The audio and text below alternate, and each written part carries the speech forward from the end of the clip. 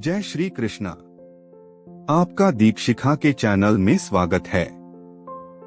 श्रीमद् भगवत गीता, प्रकृति, पुरुष तथा चेतना, अध्याय 13, भाग 3। महाभूतान्यहंकारो बुद्धिरव्यक्तमेव च इंद्रियाणि दशकञ्च पंचचेन्द्रिय गोचराः इच्छा द्वेषः सुखं दुःखं संघातश्चेतना धृतिः। एतत् क्षेत्रण समासेन सविकार मुदाहृतम्। इसका भावार्थ है, पंच महाभूत अहंकार, बुद्धि, अव्यक्त, तीनों गुणों की अप्रकट अवस्था, 10 इंद्रियां तथा मन, 5 इंद्रिय विषय, इच्छा, द्वेष, सुख, दुख, संघात, जीवन के लक्षण तथा धैर्य, इन सब को संक्षेप में कर्म का क्षेत्र तथा उसकी अंतःक्रियाएं, विकार कहा जाता है।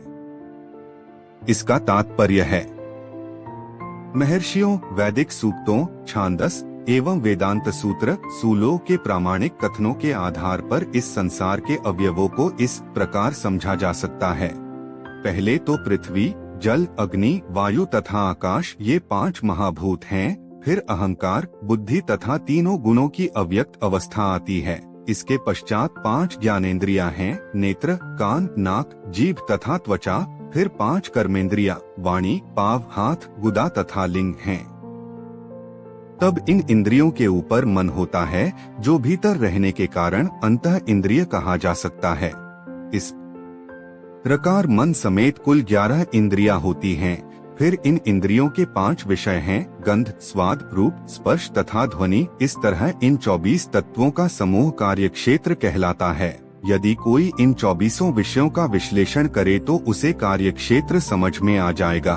फिर इच्छा, द्वेष, सुख तथा दुख नामक अंतःक्रियाएं, विकार हैं, जो स्थूल देह के 5 महाभूतों की अभिव्यक्तियां हैं।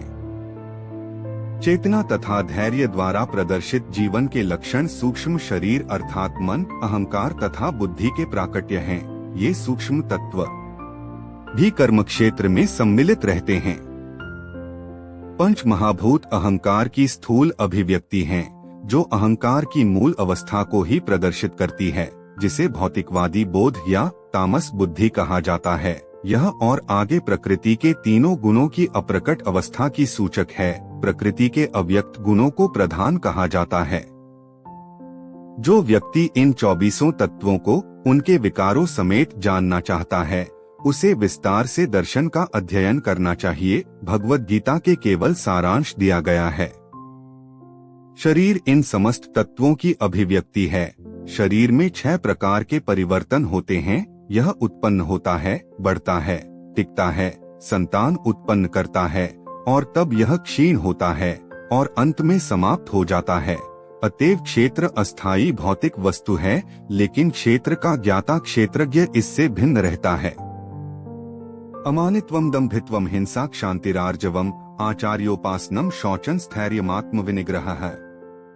इंद्रियार्थेषु वैराग्यम, अहंकार एव च जन्म मृत्युजरा व्याधि दुःख दोषानुदर्शनम्।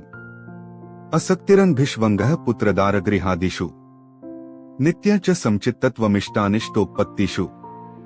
मयि चानन्य योगेन भक्तिरव्यभिचारिणी विविक्त देश से वित्वमृतिर्जन संसदी। अध्यात्म ज्ञान नित्यत्वं तत्वज्ञानार्थ दर्शनम एतज् ज्ञानमिति प्रोक्तम ज्ञानं यत्तोन्यथा। इसका भावार्थ है, विनम्रता, दंभहीनता, अहिंसा, सहिष्णुता, सरलता, प्रामाणिक गुरु के पास जाना, पवित्रता, स्थिरता, आत्मसंयम, इंद्रिय तृप्ति के विषयों का परित्याग, अहंकार का अभाव, जन्म, मृत्यु, वृद्धावस्था तथा रोग के दोषों की अनुभूति, वैराग्य, संतान, स्त्री, घर तथा अन्य वस्तुओं की ममता से मुक्ति, अच्छी तथा बुरी घटनाओं के प्रति संभाव, मेरे प्रति निरंतर अनन्य भक्ति, एकांत स्थान में रहने की इच्छा, जन समूह से विलगा, आत्म साक्षात्कार की महत्ता को स्वीकारना तथा परम सत्य की दार्शनिक खोज, इन सबको मैं ज्ञान घोषित करता हूँ और इनके अतिरिक्त जो भी है वह सब अज्ञान है। इसका तात्पर्य है, कभी कभी अल्पज्ञ लोग ज्ञान की इस प्रक्रिया को कार्यक्षेत्र की अंतःक्रिया, विकार के रूप में मानने की भूल करते हैं, लेकिन वास्तव में यही असली ज्ञान की प्रक्रिया है। यदि कोई इस प्रक्रिया को स्वीकार कर लेता है तो परम सत्य तक पहुंचने की संभावना हो जाती है। यह इसके पूर्व बताए गए 24 तत्वों का विकार नहीं है। यह वास्तव में इन तत्वों के पाश से बाहर निकलने का साधन है। देहधारी आत्मा 24 तत्वों से बने आवरण रूप शरीर में बंद रहता है और यहाँ पर ज्ञान की जिस प्रक्रिया का वर्णन है वह इससे बाहर निकलने का साधन है। ज्ञान की प्रक्रिया के संपूर्ण वर्णन में से 11वें श्लोक की प्रथम पंक्ति सर्वाधिक महत्वपूर्ण है। मयि चानन्य योगेन भक्तिरव्यभिचारिणी। ज्ञान की प्रक्रिया का अवसान भगवान की अनन्य भक्ति में होता है। अतएव यदि कोई भगवान की दिव्य सेवा को नहीं प्राप्त कर पाता या प्राप्त करने में असमर्थ है तो शेष 19 बातें व्यर्थ हैं। लेकिन यदि कोई पूर्ण कृष्ण भावना से भक्ति ग्रहण करता है तो अन्य 19 बातें उसके अंदर स्वयं में विकसित हो आती हैं, जैसा कि श्रीमद्भागवत में 5.18.12 कहा गया है। यस्यास्ति भक्तिर्भगवत्य किंचना सर्वैर गुणैस्तत्र सुरा है। जिसने भक्ति की अवस्था प्राप्त कर ली है उसमें ज्ञान के सारे गुण विकसित हो जाते हैं। जैसा कि 8वें श्लोक में उल्लेख हुआ है, गुरु ग्रहण करने का सिद्धांत अनिवार्य है। यहाँ तक कि जो भक्ति स्वीकार करते हैं उनके लिए भी यह आवश्यक है। आध्यात्मिक जीवन का शुभारंभ तभी होता है जब प्रामाणिक गुरु ग्रहण किया जाए। भगवान श्री कृष्ण यहाँ पर स्पष्ट कहते हैं कि ज्ञान की यह प्रक्रिया ही वास्तविक मार्ग है। इससे परे जो भी विचार किया जाता है व्यर्थ होता है। यहाँ पर ज्ञान की जो रूपरेखा प्रस्तुत की गई है उसका निम्नलिखित प्रकार से विश्लेषण किया जा सकता है। विनम्रता अमानित्व का अर्थ है कि मनुष्य को अन्यों द्वारा सम्मान पाने के लिए इच्छुक नहीं रहना चाहिए। हम देहात्म बुद्धि के कारण अन्यों से सम्मान पाने के भूखे रहते हैं, लेकिन पूर्ण ज्ञान से युक्त व्यक्ति की दृष्टि में जो यह जानता है कि वह शरीर नहीं है, इस शरीर से संबद्ध कोई भी वस्तु सम्मान या अपमान व्यर्थ होता है। इस भौतिक छल के पीछे पीछे दौड़ने से कोई लाभ नहीं है। लोग अपने धर्म में प्रसिद्धि चाहते हैं, अतएव यह देखा गया है कि कोई व्यक्ति धर्म के सिद्धांतों को जाने बिना ही ऐसे समुदाय में सम्मिलित हो जाता है जो वास्तव में धार्मिक सिद्धांतों का पालन नहीं करता, और इस तरह वह धार्मिक गुरु के रूप में अपना प्रचार करना चाहता है। जहाँ तक आध्यात्मिक ज्ञान में वास्तविक प्रगति की बात है, मनुष्य को चाहिए कि वह अपनी परीक्षा करे कि वह कहाँ तक उन्नति कर रहा है। वह इन बातों के द्वारा अपनी परीक्षा कर सकता है। अहिंसा का सामान्य अर्थ वध न करना या शरीर को कष्ट न करना लिया जाता है, लेकिन अहिंसा का वास्तविक अर्थ है अन्यों को विपत्ति में न डालना। देहात्म बुद्धि के कारण सामान्य लोग अज्ञान द्वारा ग्रस्त रहते हैं और निरंतर भौतिक कष्ट भोगते रहते हैं। अतएव जब तक कोई लोगों को आध्यात्मिक ज्ञान की ओर ऊपर नहीं उठाता तब तक वह हिंसा करता रहता होता है। व्यक्ति को लोगों में वास्तविक ज्ञान वितरित करने का भरसक प्रयास करना चाहिए जिससे वे प्रबुद्ध हों और इस भवबंधन से छूट सकें। यही अहिंसा है। सहिष्णुता शांतियः का अर्थ है कि मनुष्य अन्यों द्वारा किए गए अपमान तथा निरस्कार को सहे। जो आध्यात्मिक ज्ञान की उन्नति करने में लगा रहता है उसे अन्यों के निरस्कार तथा अपमान सहने पड़ते हैं। ऐसा इसलिए होता है क्योंकि यह भौतिक स्वभाव है। यहाँ तक कि बालक प्रहलाद को भी, जो 5 वर्ष के थे और जो आध्यात्मिक ज्ञान के अनुशीलन में लगे थे, संकट का सामना करना पड़ा था जब उनका पिता उनकी भक्ति का विरोधी बन गया। उनके पिता ने उन्हें मारने के अनेक प्रयत्न किए, किंतु प्रहलाद ने सहन कर लिया। अतएव आध्यात्मिक ज्ञान की उन्नति करते हुए अनेक अवरोध आ सकते हैं, लेकिन हमें सहिष्णु बनकर संकल्प पूर्वक प्रगति करते रहना चाहिए। सरलता आर्जवम का अर्थ है कि बिना किसी कूटनीति के मनुष्य इतना सरल हो कि अपने शत्रु तक से वास्तविक सत्य का उद्घाटन कर सके। जहाँ तक गुरु बनाने का प्रश्न है, आचार्योपासन आध्यात्मिक ज्ञान में प्रगति करने के लिए यह अत्यावश्यक है, क्योंकि बिना प्रामाणिक गुरु के यह संभव नहीं है। मनुष्य को चाहिए कि विनम्रता पूर्वक गुरु के पास जाए और उसे अपनी समस्त सेवाएं अर्पित करे, जिससे वह शिष्य को अपना आशीर्वाद दे सके। चूंकि प्रामाणिक गुरु कृष्ण का प्रतिनिधि होता है, अतएव यदि वह शिष्य को आशीर्वाद देता है तो शिष्य तुरंत प्रगति करने लगता है, भले ही वह विधि विधानों का पालन न करता रहा हो। अतवे जो बिना किसी स्वार्थ के अपने गुरु की सेवा करता है, उसके लिए यम नियम सरल बन जाते हैं। आध्यात्मिक जीवन में प्रगति करने के लिए पवित्रता, शौचम अनिवार्य है। पवित्रता दो प्रकार की होती है, आंतरिक तथा बाह्य। बाह्य पवित्रता का अर्थ है स्नान करना, लेकिन आंतरिक पवित्रता के लिए निरंतर कृष्ण का चिंतन तथा हरे कृष्ण मंत्र का कीर्तन करना होता है। इस विधि से मन में से पूर्व कर्म की संचित धूलि हट जाती है। दृढ़ता, स्थैर्यम का अर्थ है कि आध्यात्मिक जीवन में उन्नति करने के लिए मनुष्य दृढ़ संकल्प हो। ऐसे संकल्प के बिना मनुष्य ठोस प्रगति नहीं कर सकता। आत्मसंयम, आत्मविनिग्रह का अर्थ है कि आध्यात्मिक उन्नति के पथ पर जो भी बाधक हो उसे स्वीकार न करना। मनुष्य को इसका अभ्यस्त बनकर ऐसी किसी भी वस्तु को त्याग देना चाहिए जो आध्यात्मिक उन्नति के पथ के प्रतिकूल। जो यह असली वैराग्य है। इंद्रियां इतनी प्रबल हैं कि सदैव इंद्रिय तृप्ति के लिए उत्सुक रहती हैं। अनावश्यक मांगों की पूर्ति नहीं करनी चाहिए। इंद्रियों की उतनी ही तृप्ति की जानी चाहिए जिससे आध्यात्मिक जीवन में आगे बढ़ने में अपने कर्तव्य की पूर्ति होती हो। सबसे महत्वपूर्ण किंतु वश में न आने वाली इंद्रिय जीभ है। यदि जीभ पर संयम कर लिया गया तो समझो अन्य सारी इंद्रियां वशीभूत हो गई। जीभ का कार्य है स्वाद ग्रहण करना तथा उच्चारण करना। अतएव नियमित रूप से जीभ को कृष्णार्पित भोग के उच्छिष्ट का स्वाद लेने में तथा हरे कृष्ण का कीर्तन करने में प्रयुक्त करना चाहिए। जहाँ तक नेत्रों का संबंध है, उन्हें कृष्ण के सुंदर रूप के अतिरिक्त अन्य कुछ नहीं देखने देना चाहिए। इससे नेत्र वश में होंगे। इसी प्रकार कानों को कृष्ण के विषय में श्रवण करने में लगाना चाहिए और नाक को कृष्णार्पित फूलों को सूंघने में लगाना चाहिए। यह भक्ति की विधि है। और यहाँ यह समझना होगा कि भगवद गीता केवल भक्ति के विज्ञान का प्रतिपादन करती है। भक्ति ही प्रमुख एवं एकमात्र लक्ष्य है। भगवद गीता के बुद्धिहीन भाष्यकार पाठक के ध्यान को अन्य विषयों की ओर मोड़ना चाहते हैं, लेकिन भगवद गीता में भक्ति के अतिरिक्त अन्य कोई भी विषय नहीं है। मिथ्या अहंकार का अर्थ है इस शरीर को आत्मा मानना। जब कोई यह जान जाता है कि वह शरीर नहीं अपितु आत्मा है तो वह वास्तविक अहंकार को प्राप्त होता है।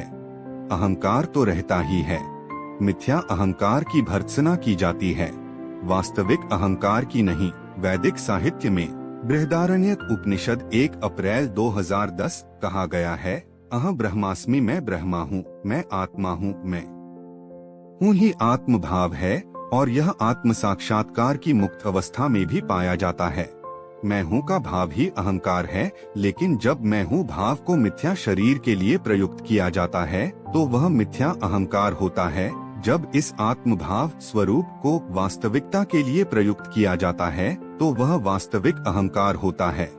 ऐसे कुछ दार्शनिक हैं जो यह कह सकते हैं कि हमें अपना अहंकार त्यागना चाहिए, लेकिन हम अपने अहंकार को त्यागे कैसे?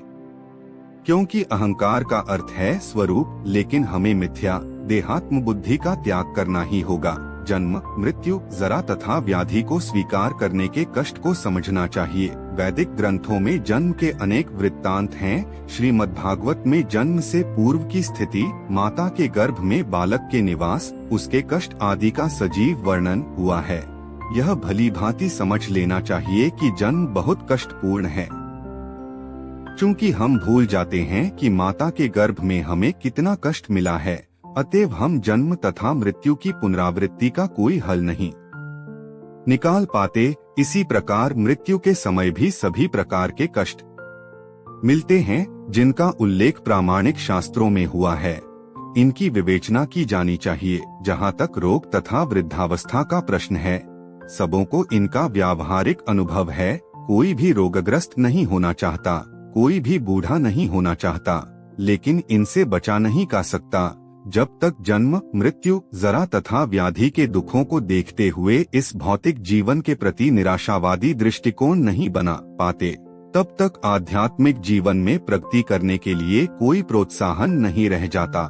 जहाँ तक संतान, पत्नी तथा घर से विरक्ति की बात है, इसका अर्थ यह नहीं कि इनके लिए कोई भावना ही न हो। ये सब स्नेह की प्राकृतिक वस्तुएं हैं, लेकिन जब ये आध्यात्मिक उन्नति में अनुकूल न हो तो इनके प्रति आसक्त नहीं होना चाहिए। घर को सुखमय बनाने की सर्वोत्तम विधि कृष्ण भावनामृत है। यदि कोई कृष्ण भावनामृत से पूर्ण रहे तो वह अपने घर को अत्यंत सुखमय बना सकता है, क्योंकि कृष्ण भावनामृत की विधि अत्यंत सरल है। इसमें केवल हरे कृष्ण कृष्ण कृष्ण हरे हरे, हरे राम राम राम हरे हरे का कीर्तन करना होता है। कृष्णार्पित भोग का उच्छिष्ट ग्रहण करना होता है।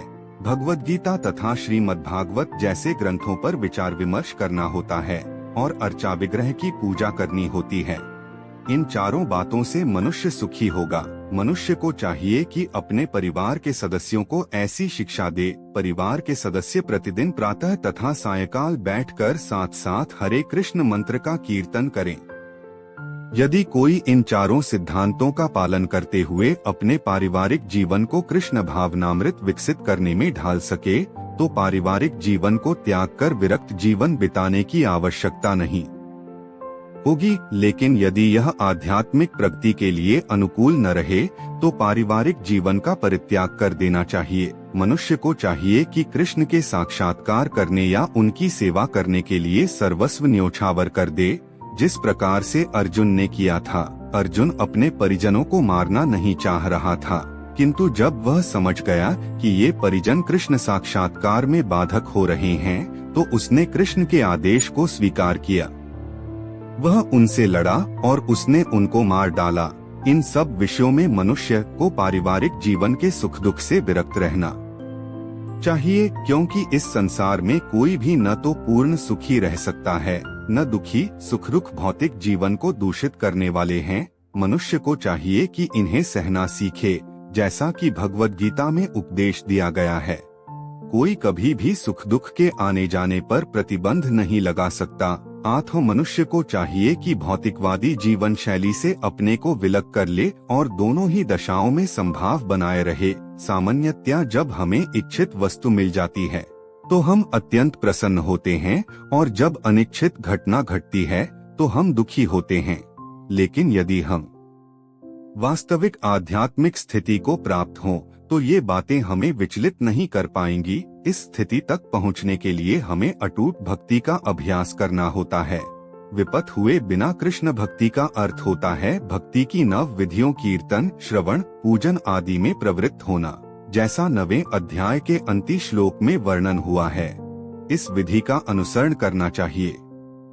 यह स्वाभाविक है कि आध्यात्मिक जीवन शैली का अभ्यस्त हो जाने पर मनुष्य भौतिकवादी लोगों से मिलना नहीं चाहेगा। इससे उसे हानि पहुंच सकती है। मनुष्य को चाहिए कि वह यह परीक्षा करके देख ले कि वह अवांछित संगति के बिना एकांतवास करने में कहाँ तक सक्षम है। यह स्वाभाविक ही है कि भक्त में व्यर्थ के खेलकूद या सिनेमा जाने या किसी सामाजिक उत्सव में सम्मिलित होने की कोई रुचि नहीं होती, क्योंकि वह यह जानता है कि यह समय को व्यर्थ गंवाना है। कुछ शोध छात्र तथा दार्शनिक ऐसे हैं जो कामवासनापूर्ण जीवन या अन्य विषय का अध्ययन करते हैं, लेकिन भगवद गीता के अनुसार ऐसा शोध कार्य और दार्शनिक चिंतन निरर्थक है। यह एक प्रकार से व्यर्थ होता है।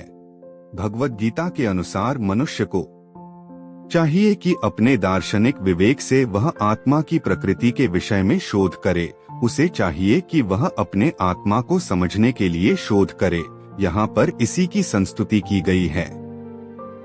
जहाँ तक आत्म साक्षात्कार का संबंध है, यहाँ पर स्पष्ट उल्लेख है कि भक्ति योग ही व्यावहारिक है।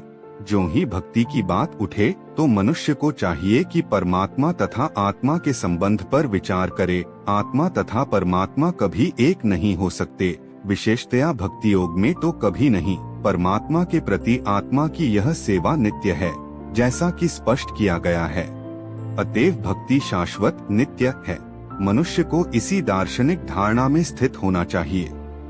श्रीमद् भागवत में व्याख्या की गई है, वदंती तत्तत्व विदस्तत्व यज्ञान मद्वयम। जो परम सत्य के वास्तविक ज्ञाता हैं, वे जानते हैं कि आत्मा का साक्षात्कार 3 रूपों में किया जाता है, ब्रह्मा, परमात्मा तथा भगवान। परम सत्य के साक्षात्कार में भगवान पराकाष्ठा होते हैं। अतएव मनुष्य को चाहिए कि भगवान को समझने के पद तक पहुँचे और भगवान की भक्ति में लग जाए। यही ज्ञान की पूर्णता है। विनम्रता से लेकर भगवत साक्षात्कार तक की विधि भूमि से चलकर ऊपरी मंजिल तक पहुंचने के लिए सीढ़ी के समान है। इस सीढ़ी में कुछ ऐसे लोग हैं जो अभी पहली सीढ़ी पर हैं, कुछ दूसरी पर तो कुछ तीसरी पर, किंतु जन तक मनुष्य ऊपरी मंजिल पर नहीं पहुंच जाता, जो कि कृष्ण का ज्ञान है। तब तक वह ज्ञान की निम्नतर अवस्था में ही रहता है। यदि कोई ईश्वर की बराबरी करते हुए आध्यात्मिक ज्ञान में प्रगति करना चाहता है तो उसका प्रयास विफल होगा। यह स्पष्ट कहा गया है कि विनम्रता के बिना ज्ञान संभव नहीं है। अपने को ईश्वर समझना सर्वाधिक गर्व है। यद्यपि जीव सदैव प्रकृति के कठोर नियमों द्वारा ठुकराया जाता है, फिर भी वह अज्ञान के कारण सोचता है कि मैं ईश्वर हूँ। ज्ञान का शुभारंभ अमानित्व या विनम्रता से होता है।